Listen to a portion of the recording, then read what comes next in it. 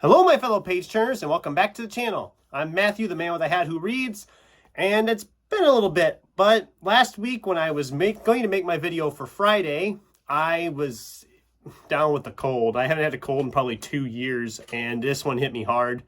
And I tried to film this video then, and well, let's just say my voice didn't sound all that appealing to people. It was worse than normal, let's just say. And it's still not completely there, but I think we're good enough we can do this today. You've seen the title, you know what this is. It's time to look at the month that was and the month that is to come. Starting, of course, with my March wrap-up. In March, I had an overly abundant TBR, and I have that again for April.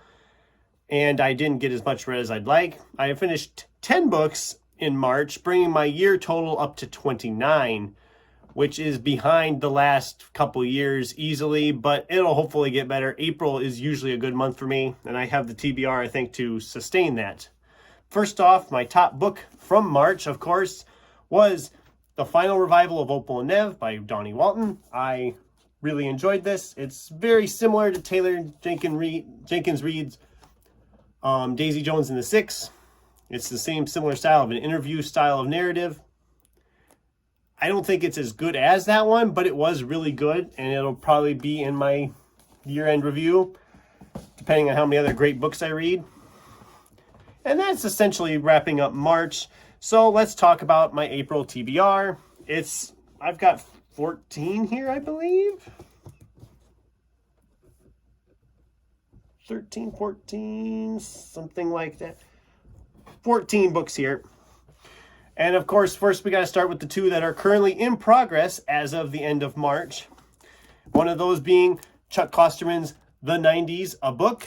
I am about halfway through. I'll probably have it finished by the time you watch this video. And then I will be putting together my review video for this. I said I would do one because people actually expressed interest in that. So that is a review video you can look for probably on Friday, if all goes as planned. That's my plan. And the other book currently started is Reese Hogan's Shrouded Loyalties. I'm not very far yet. I've just gotten started, but I think this will be a quick read, and then I can move on to stuff like that. And now we get to talk about the actual books for the April TBR, and I'm trying to do things a little differently with it. I'm going to actually prioritize some books, because usually I just put them in a pile, and then as I'm going, like, oh, I want to read this now. I'll read this now. I'll read this. But I'm going to actually start prioritizing some of these books in this stack of my TBR to be like, okay, these definitely need to get through. And the rest are just kind of on the wayside. There were a few that got carried over from last month. And we will get to those once we do the priority ones. Since I have 3 priority ones. First of all, priority number 1, I've talked about before. Jason Recollect's Hidden Pictures. This was an advanced reading copy. The book comes out in early May, so I want to get this read so I can get a good review video put together for when the book comes out or when it gets closer to coming out. Priority number 2, because it's been on 3 of these TBR videos, I think now, and that is Andrzej Sapkowski's Sword of Destiny, the second book in The Witcher.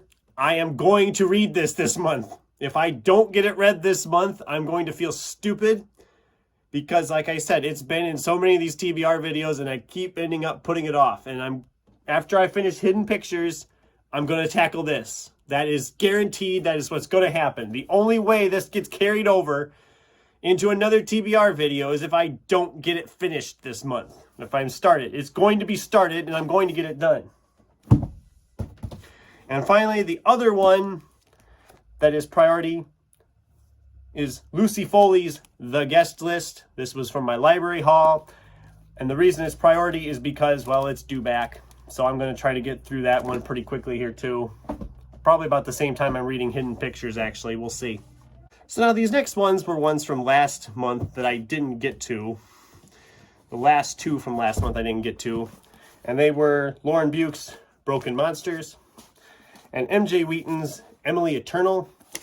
I'm going to get through these. I've been trying to I keep carrying over books. I'm sick of doing that. I really need to just get busy and read them. But now we can dive back into the stuff I'm newly adding to my TBR here for April.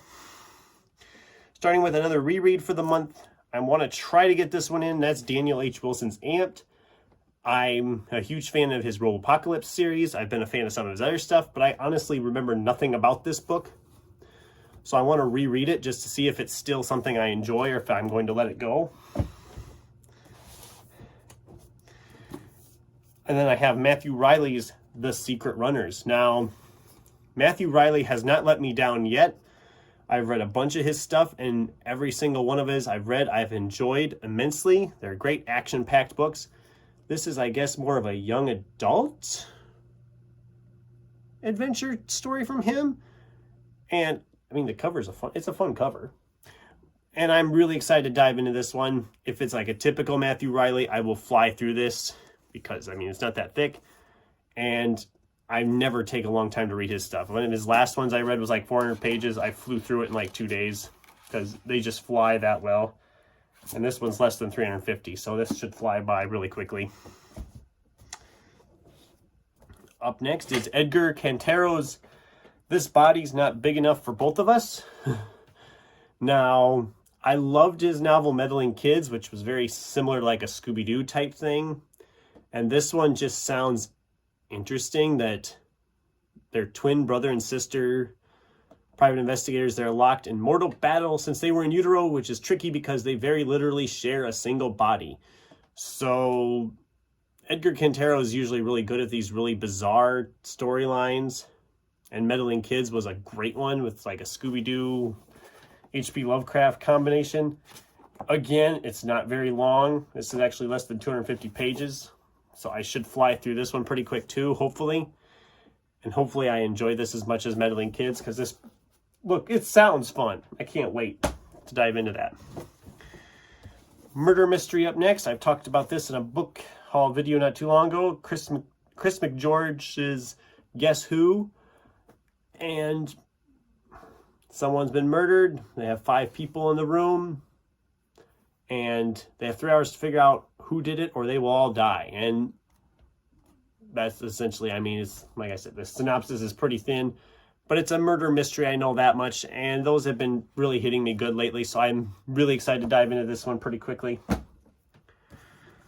I'm going to be diving back into the Meg series with book 2 of Steve Alton's Meg series, The Trench.